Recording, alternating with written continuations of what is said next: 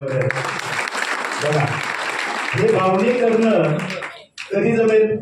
जर दुवा सेवा केली तरच जमू शकतं, अन्यथा जमणार नाही. बघा त्यांनी निसर्गाचा निर्णय घेतला होता. तसं माझी हिस्ट्री देखील मी सांगतो तुम्हाला की माझ्या सुरुवातीच्या टप्प्यात जर बघितलं तर 100% हे माझ्यासाठी नवीन होतं, कारण पाण्याने बरोबर पडतच नव्हतं.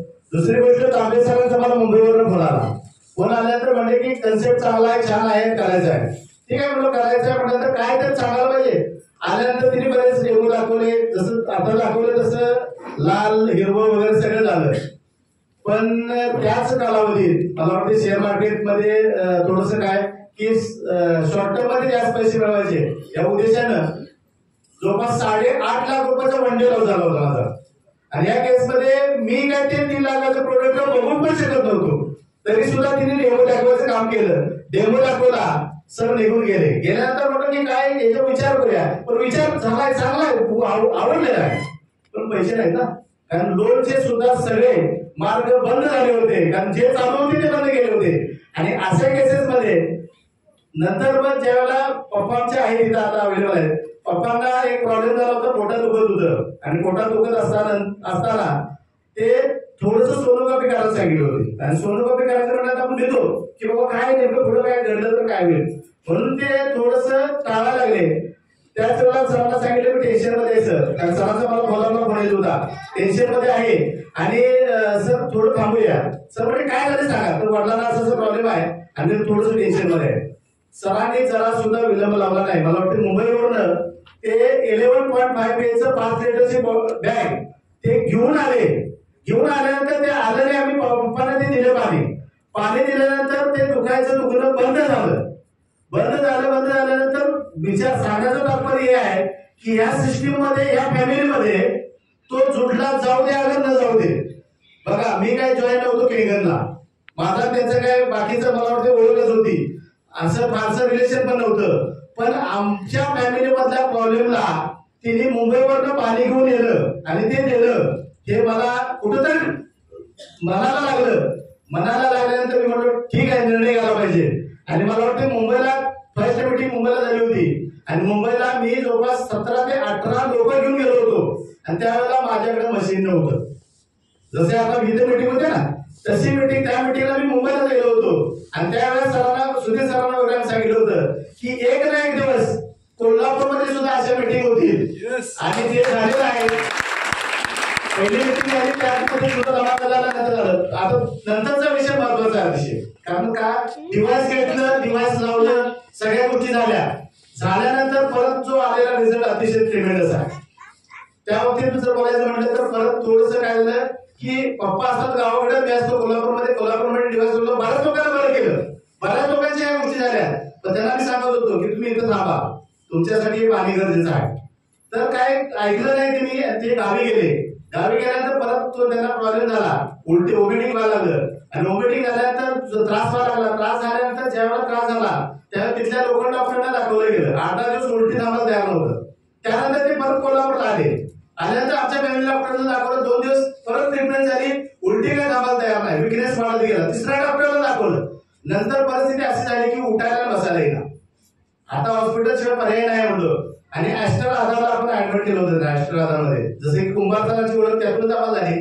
तर ऍस्टर आधारला ऍडमिट केल्यानंतर त्यांचं क्रिएट लेवल जे होतं ते 8.59 ला गेलं होतं. आणि या लेवलला जेव्हा माणूसाचं क्रिएट लेवल जातं तेव्हा तिची लघवी थांबते, हाताभोवती स्विलिंग येतं. कोण डॉक्टर लोक असतील तर त्यांना माहिती आहे की या केसमध्ये क्रिटिकल मध्ये मानला जातो. आणि आयसीयू मध्ये आपल्याला ब्ल्यू कलरची बॉटल लिहिली होती. त्यांना सांगितलं होतं की हेच पाणी प्यायचं, नर्सला सांगितलं होतं तेच, कारण ऍस्टर मध्ये कडक आहे, तिथं बाहेरचा व्यक्तीला अलाव केलं जात नाही. 1 तासभर सकाळी आणि 1 तासभर संध्याकाळी.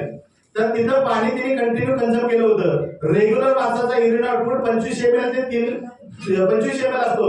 आणि त्यांचा जो काय युरिन आउटपुट होता 3 लिटर ते 32 ml. आणि या केसमध्ये डायलिसिस करायची गरज नाही आहे, पण डायरेक्ट युरिन आउटपुट चांगला होता, डायलिसिस करायची गरज नाही आहे.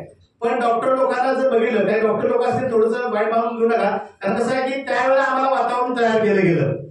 आणि त्यांचा थंडी वाजून जेव्हा ताप येत होता, ताप राहत असताना त्यांना ताप थांबवणं म्हटल्यानंतर ते म्हणले डायलिसिस केलं नाही तर हार्ट बंद पडणार, काय करणार मला सांग. अशा केसेस मध्ये करा म्हणून निर्णय घेतला आम्ही.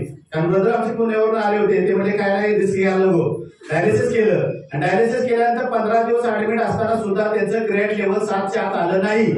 अगदी भांडून आम्ही डिस्चार्ज घेतला, घरी आणलं, हायड्रोजन रिच वॉटर सरांनी दाखवलं, फ्रेश वॉटर पाणी प्यायलेलं आणि पाणी दिल्यानंतर त्यांचा रिझल्ट जर बघितला तर पाणी प्यायला दिल्यानंतर 10व्या दिवशी आपण चेक केलं होतं तर क्रिएटिन लेवल 4.3 आली होती, 4.3 आली होती. आणि त्याचं डायलिसिस एकदाच केलेलं आहे. आणि ज्या वेळेला डिस्चार्ज घेताना सुद्धा मी सांगितलं होतं की पाईप काढा. डॉक्टर सावंत मला म्हणले की तुम्ही ओव्हर कॉन्फिडन्स मध्ये जायला लागलाय, इमर्जन्सी क्रिएट झाली तर काय करणार.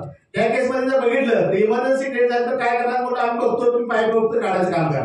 कारण मला कॉन्फिडन्स होता आपल्या मशीनवरती. म्हणजे हे काम फक्त कशाने केलेलं आहे, देवासने केलेलं आहे. एकच जोरदार ड्रायव्हर आणि त्या स्वतः आई पप्पा आमचे आहे ते, त्यांच्याकडून एक 2 शब्द त्यांना काय फरक पडला ते थोडंसं आपण शेअर करूया. दोघं पण या. म्हणजे बघा, मी सांगणं आणि त्यांनी बोलणं यात फरकच आहे. एक 2 मिनिटं बोलतील ते, 2 मिनिटं बोलतील. आता सुद्धा शुगर त्यांची होती साधारणतः 600च्या लेवलला गेली होती आणि आता जर बघितलं तर ते नॉर्मल स्टेजला आहेत. 120 175च्या दरम्यान तिची शुगर असते. 2 मिनिटं आहे बघा. म्हणजे कसं आहे की अगदी बऱ्याच शेवटच्या स्टेपला गेलेला माणूस जर रिव्हर्स येऊन जर आज व्यवस्थित असतील त्याच्यासारखं काय आणि काय पाहिजे नाही, रिझल्ट म्हणजे काय पाहिजे नाही. हे आमच्या घरचा रिझल्ट आहे.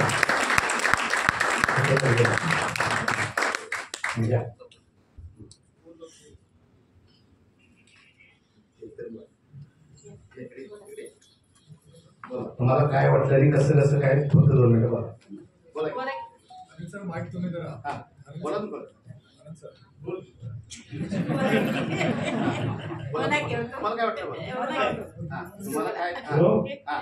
माझी तब्येत बिघडली होती, त्यामुळं अचानक कमरवरती काही घडलेलं होतं आणि आम्हाला काय सुचत नव्हतं. ते आपण दवाखान्यात गेलो, भरपूर तिने प्रयत्न केला पण काही कमी आलं नाही. ज्याने मी हे पाणी जसं प्यायला लागलो तसं आपण एकदा रिझल्ट यायला लागल्यानंतर आम्ही विचार घेतला, तरी देत नव्हती ते घेतलं आणि आता माझी तब्येत चांगली आहे. ओके.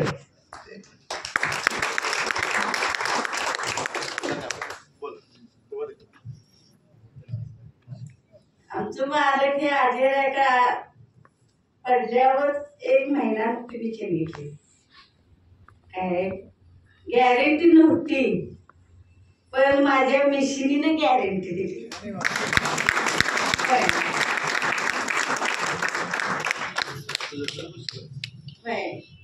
शुगर माझी मी काम धंदा ढोरवतो, भांगण येऊभर कटीभराचं रान काय 400 450 माझी शुगर कमीच यायची नाही. पण गोळी 2 टाइम खायचो पण त्यालाच काय नव्हता. आणि आता ही माझी मिशीन जी आली का नाही ती दोघांचा पण सगळा प्रॉब्लेम सॉल्व झाला. धन्यवाद. बघा म्हणजे हे मशीन काय करू शकतं एक थोडक्यात बघायला मिळालं. आता हे फक्त मशीन झालं, डेमो झाला. याच्या पुढचा विषय व्हिटॅमिन एम ची गरज आहे का नाही.